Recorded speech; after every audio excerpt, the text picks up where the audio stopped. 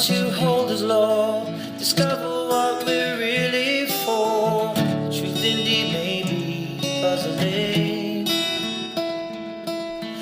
Good evening, ladies and gentlemen, and welcome back to Pint of Science US regular podcast series. We have the usual crowd, Raphael, who's been battling this evening to get the sound to work, so thank you very much for that. We also have Angela, David, and Arturo, and if you've been following our regular social media sites, so Facebook, G+, and Twitter, you would know Pint of Science US has been posting about this evening's guest, who is marine biologist Mike Barnette. Hey Mike, how are you doing? Good, how you doing? Glad to be here. So what we usually do is start off by asking you how you ended up doing what you're doing. I'm a marine biologist working for the National Marine Fisheries Service, which is a branch of the National Oceanic and Atmospheric Administration. Since I was little, I always knew I wanted to be a marine biologist. Since I was a young kid watching Jacques Cousteau and all the nature series on PBS and Attenborough, I've always known, so there's been no question as far as the direction I want to take in my life. My current portfolio is with the Protected Resources Division, and I primarily work with endangered species. Part of your work actually involves the protection of sea turtles. Can you tell us about that aspect? Sure. One of my primary responsibilities is working in fisheries bycatch reduction of sea turtles. And one of our main objectives is reducing sea turtle bycatch in shrimp trawls. And what we've done over the years is modify the gear. The primary gear we're talking about here is trawl gear, which is used to harvest shrimp. We've realized that we can basically modify the gear with a turtle excluder device. And what that is a grid you put in the mouth of the net, say a ramp, where the shrimp go through the bar spacing back of the net, and the turtle hits that grid and is either directed up or down to a little trap door in the net so it can be released. So that's reduced the bycatch mortality of sea turtles and helped to contribute to the recovery of these species. One of the neat aspects of my job is I do a lot of foreign work. Because sea turtles are a global species, our fishermen here in the U.S. shouldn't have to bear the burden of the conservation objectives. So as part of fair trade, people that want to import shrimp to the U.S. had to play by the same rules. So we as TED experts, turtle excluder device experts, we go to these foreign countries that want to import shrimp to the U.S. We do a technology transfer. We basically educate them on TEDs. We've done that the past 20 years. And then every year, as Congress mandates us to go down there to inspect their fleets to make sure they're playing by the same rules, they have an effective program. So either they get embargoed or they're certified to import shrimp to the U.S. So I go all through Latin America, South America, Africa, Australia. It's a really neat niche that only a couple people in our office get to do. And I've been fortunate enough to land in that job, and it's been quite interesting. As far as marine biology goes in general, we were talking about how there are kind of parallels with space exploration. Yeah, that's a very good point. There is a lot of analogies between outer space and inner space. And there's a lot we just don't know past, say, 150 feet. Recreational divers can cover a lot of the shallower waters. We know quite a bit about nearshore, estuarine waters, things of that nature. But when it comes to the deep ocean, it's basically largely unexplored. There's a lot of technology, thankfully, just as it's helping with outer space research, it's helping with inner space and deep sea exploration with ROVs, which were remotely operated vehicles. We also have AUVs, and the difference between the ROVs and AUVs is ROVs are typically tethered, whereas the AUV is, the A stands for autonomous. They basically can be pre-programmed to go out and run surveys on their own, and then when they complete that survey, they'll come to the surface to be recovered. So the vessel doesn't have to be on site the whole time, so it's a lot more cost effective. So there's a lot of new developments that are helping, and this is all science. It's not just biological, it's geological. It's I guess one of the surprises as I've got into marine sciences is how little we really know about the ocean, and how we exploit the ocean. You think that we'd want to know more about it to do it responsibly, and usually it's an afterthought. Hopefully we can change that paradigm there a little bit in the design so we are more well informed of what we're doing in the marine environment. Yeah, I think I've always thought it very strange that anybody would kind of rely on a species for their living, and then, for example, with the fish, they just fish things to extinction. But one of the other things I wanted to say was with regards to the deep sea exploration. Do you think there are any kind of crazy beasties down there? I mean, I'm sure there are absolutely maybe hundreds of thousands of species that we know absolutely nothing about, but do you think there's anything kind of like big down there? I don't know about big. Well, actually, we do know there are some big critters out there that we're finding. We're finding more and more about these deep water squid species. and other mollusks out there, but there are definitely some beasts out there, and I'm not necessarily meaning large, but you have to understand these organisms have adapted to grow in a very hostile environment. There's no light, the pressure is extreme. A lot of these have bioluminescence. I mean, they almost look like science fiction. And if you've seen The Abyss or Avatar, James Cameron, a lot of those critters that he's developed are actually based on real marine organisms. So this is not technically related to marine biology, but this is possibly one of the most fascinating kind of parts of having you on here as a guest, is your hobby looking for shipwrecks. I mean, who does that? Yeah, we're a crazy bunch. I mean, we go out looking for piles of rusted metal, which if you saw on the side of the road, you wouldn't think twice about it. But for me, it really gets me stoked because we're talking about time capsules. I mean, some of these wrecks have been down for hundreds of years, and you could be the first person to lay eyes on this vessel since it basically dropped from the surface of the ocean. And everything is laying there. You can see personal effects. I mean, it tells a story, tragedy, I mean, just the drama and the loss. In large part, these wrecks, we know it was lost on such and such date, but that's it. Or sometimes we know it disappeared en route from, say, New York to New Orleans, but we don't really know what happened. And sometimes by looking at the wreck and investigating the wreck, you can put those pieces together to tell the story of the final moments of this vessel and the people that were aboard. To me, that's what I find most gratifying, is trying to identify all these lost shipwrecks. The marine biology aspect of it is, these are little ecosystems. A lot of times you're on the bottom of the ocean, it's just like a barren wasteland, and then you have this little oasis, the habitat that organisms can utilize for food and for shelter. So for me, it's several different dimensions that are very appealing to me. How many kind of wrecks do you think there are off the coast of, well, let's start with Florida. Wow, to put a number on it, I mean, we don't really know for certain, because a lot of times, especially, say, mid-18th century, when we didn't have a lot of colonies, we didn't have a lot of settlements along the coast of Florida, the ship wrecked. If there were no survivors, there's no story to tell. We just knew the vessel didn't make it back to Spain or England or wherever it was going. So we're talking about thousands, I mean, if you want to put a number on it. And a lot of times, like when these vessels were coming across the Atlantic, again, we knew it departed, let's say, Liverpool on such and such date, and it was intended to go to Boston or New York, and it never showed up. We don't know where it is. It could be 10 miles off the coast of the United States. It could be in the middle of the Atlantic, for all we know. There's no debris and no survivors. It's just a mystery. What do you think is, to you personally, the most interesting or exciting thing that you've ever found about one of these wrecks? That's a tough one, because I always find something that just blows me away or knocks me over on each new wreck. We actually found an aircraft several years ago that was a Coast Guard rescue aircraft. 1950s, there was a Mayday vessel sinking off the panhandle of Florida, and it was a amphibious aircraft. It was the U.S. Coast Guard, came out of Bayboro here in St. Pete, was dispatched to go rescue these guys, and they dropped the watering pump down to them, and in the process they ended up crashing. And they found one guy, but the rest of the crew, the plane was never found, and we stumbled upon it just a few years ago. In the process of trying to document the site and everything, I got to know the families of the crewmen.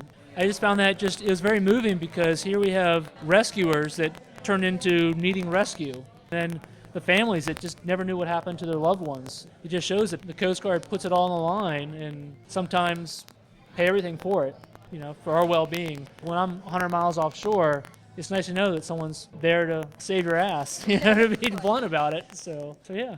Mike and the rest of the group here have actually been having a little bit of chat before the podcast started, and you were talking about the aspect of your work that requires a fair bit of fundraising, and this is something that people don't necessarily think about when they think about science. They're just like, okay, well, we go into the lab, we do the work, but of course the money has to come from somewhere. And where does that come from in your field? Well, for my personal pursuits, aside from my personal job responsibilities, I work with a lot of my colleagues that have their research interests. We do a lot of volunteer work, whether it's specimen collection or documentation. But then there's also a lot of the shipwreck research or other marine biology pursuits that aren't really in my job title or job responsibility. We try to find grant work, or we do crowdsourcing, things of that nature, because a lot of times we're talking about field research, which is not usually cheap, because in the Gulf of Mexico, sometimes we're going 100 miles offshore. Obviously, with fuel prices these days, it's getting more and more expensive. We're trying to find other avenues to share that burden so it's not coming out of our pockets. For example, one of our pursuits, we're doing some diving off the West Florida shelf, about 100 miles off of Tampa Bay. We're talking about an area rarely explored by recreational divers because of the depth, 200 to 240 feet of water. Did a few dives there just to get wet, and we came across this area of a unique species of coral called Oculina vericosa, which is the common name is ivory tree coral, and it's stark white, which is unusual because most coral species, when they turn white, usually they're dead, but it's white when it's alive. So it's opposite of what you would typically find. It's also a deep water species, which most corals are shallow water, where the light is, down to maybe 100 feet or so. No one really knew anything about this. We knew the species was randomly found throughout the Gulf of Mexico, but this is an area where was abundant growth. The only other place we knew it occurred was on the east coast of Florida, on the central east coast of Florida, off Fort Pierce to Cape Canaveral, called Oculina Bank. We had several objectives. One, we wanted to map this habitat to see how extensive it was, because what are the odds we go in the only place it was found? I mean, it could be going for miles or tens or hundreds of miles up and down this break. And we also wanted to sample the coral to see the relationship to other colonies of this Oculina coral on the East Coast.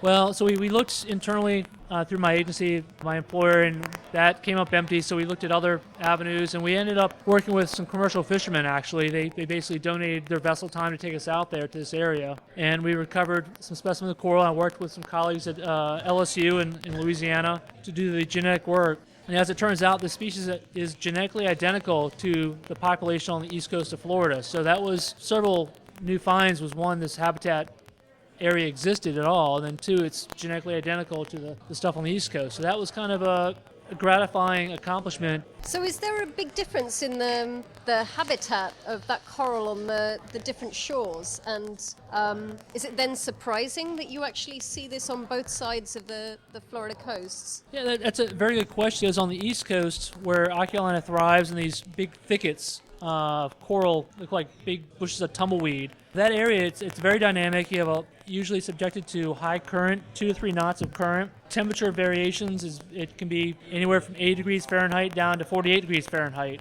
at any given time.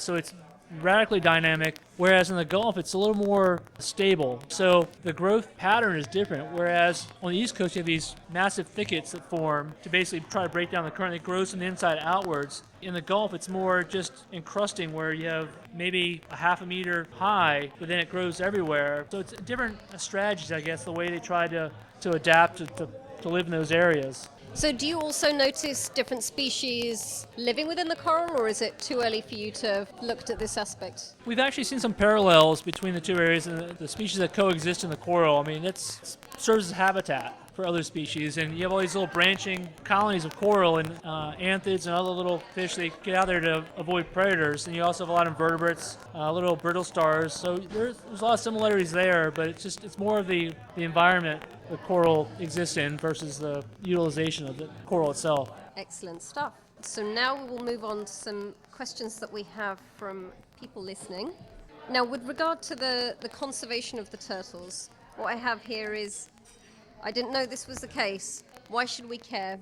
Why should we care? I mean, there's intrinsic value to these species, being out there, whether it's, just being able to view them and knowing they exist. And there's also, they do form useful services. I mean, they are part of the food chain, and actually they used to be part of the diet for a lot of Floridians. Back in the day, that was a very big fishery in the Florida Keys. And actually there are people today that really would like to see them recovered so they can fish them again. I hope that doesn't happen. I think they have more value out there, and I don't know if they can sustain what we did to them back in the 1800s. I mean, I guess the most direct answer to that is, every species that we lose is one closer to us. Do we really want a world when it's just human beings and asphalt? I hope not. That'd be boring. So are they close to extinction? I mean, I don't know where they are on the scale of being endangered. All the sea turtle species that we have in U.S. waters are either considered threatened or endangered. As far as their proximity to being extinct, I think we're definitely a long way away from where we were in the 1970s. I mean, for example, the Kemp's Ridley sea turtle, which is at one point we're down to maybe 500-600 nests globally of these species, because they utilize the Gulf of Mexico. They nest in basically certain areas of Mexico and along the Texas coast, and they were on the brink of extinction. It would have been very easily another 5-7 years, and they would have been blinked out. I mean, to the point where they just wouldn't be able to reproduce and sustain the population. They would have collapsed. Whether genetic bottlenecks or whatever. But thankfully, we had a lot of actions that tried to reverse that course and that trend, and whether it was protecting the nesting habitat and protecting it from harvest from poachers, from local coyotes or raccoons or things of that nature. We basically sheltered the nests, caged them out, reared them out until they could get back in the water. We also had a lot of fishery management changes, primarily TEDs, turtle excluder devices, to try to reduce the impact of our fisheries. We've done that for other fisheries as well, like the longline fisheries. We have lighting ordinances here in Florida trying to allow these turtles to nest without causing all sorts of problems, the lighting issues where they wander into the streets and get run over by cars. Thankfully, we're definitely in a much better place than we were 2-3 decades ago. And we're seeing all the species. Leatherbacks are kind of lingering a little bit, but we're seeing loggerheads are on the rebound. Chems really they've gone ballistic, which is just a huge success story. And we're basically looking at the next 5 to 7 years potentially downlisting them from endangered to threatened. So yeah, in our lifetime, we're looking at several of these species potentially being downlisted or removed entirely from the endangered species list, which it's major considering where they were, only 20, 30 years ago. So we have a question here from Austin. It would seem that some consider the deep sea the last frontier, still to be fully exposed. How much of the ocean do we really know about in terms of biology and ecology? So would you say 50%, 75, 25%? I think you're off by several orders of magnitude there. We've barely scratched the surface. In the sciences, a lot of times, it's dated science, and we're constantly trying to get better information, especially when it comes to deep water environments. So maybe 10%, really. I mean, there's just so much out there in the open ocean that there could be species that are just, pelagic species, but deep water pelagic species that you just never would encounter unless you're in the middle of the Atlantic somewhere, say 2,000, 3,000 feet. There's so much we don't know. We don't know what we don't know, I think, is probably a fair way to assess that. Inquiring minds would like to know what you think the biggest difficulty in becoming a marine biologist is. Probably the biggest difficulty in becoming a marine biologist is finding a job. To be blunt, I mean, to give you an example, there's at university, marine science was a pretty large discipline at the college I went to at the University of South Carolina, and of the graduating class, I knew probably 40, 50 people that were close friends, and maybe 10% of them are still in that field. It's something you have to do your time really to do. You start off being a technician, getting at the time $5-6 an hour, working your way up. Yeah, it's not a glamorous field. I've had a very interesting path, going from college to field technician to doing inland and marine resources. So I've got freshwater as well as marine resources, trying to diversify a little bit, and then doing fishery management, again, $27,000 a year, which wasn't a lot of money back then, and definitely not a lot of money now. This is 20 years ago. Then sometimes luck plays a part in it. I ended up getting a job working for Ted Danson of Cheers fame. Yeah, he had a environmental organization called American Oceans Campaign. Basically, lobbyists up on Capitol Hill. So it was a totally different, going from science, in the field of science, to management, now to policy. It was interesting to see that aspect of the business, I guess. I won't call it business, but just seeing that aspect of how science is utilized and sometimes misutilized to make a point and make policy and regulations. But it was still, again, it was a novel experience. And then coming down to work for the National Marine Fisheries Service, now doing more science-oriented than policy. It's been a long, strange trip. You really have to want it and keep with it. If you're a kid and want to be a marine biologist, you want to be Jacques Cousteau, you gotta stick it through. And so that's where I am now. Thankfully, still doing the job that I love. This person would also like to know if you have any advice for aspiring book authors. That's from Arturo. That's a good question. Yeah, I've published 3 books on Florida maritime history and shipwrecks, and also write for several magazines. And I guess my biggest piece of advice is definitely, if you have an inspiration to write, just do it. Unfortunately, the book industry is anyone knows print media is on its last gasps, which actually opens up new paths. For ebooks now, it's more and more easily accessible to self-publish and to put stuff out there to your friends using social media. But as far as the becoming a New York Times bestseller, I think that's an antiquated, notion. It's a different world now. Well, there you go, for the budding authors. Thank you so much, Mike, for coming out and speaking to us this evening. The lovely music was produced by my friend Hadley Ford, and it's a track called Wishful Thinking, inspired by the quotes of Carl Sagan. Thank you so much to the Three Birds Tavern for hosting us this evening. It's the best Scotch egg I've had in a long time. It's just a one, it's not the truth. Here I am, wishful thinking. Here I am, wishful thinking.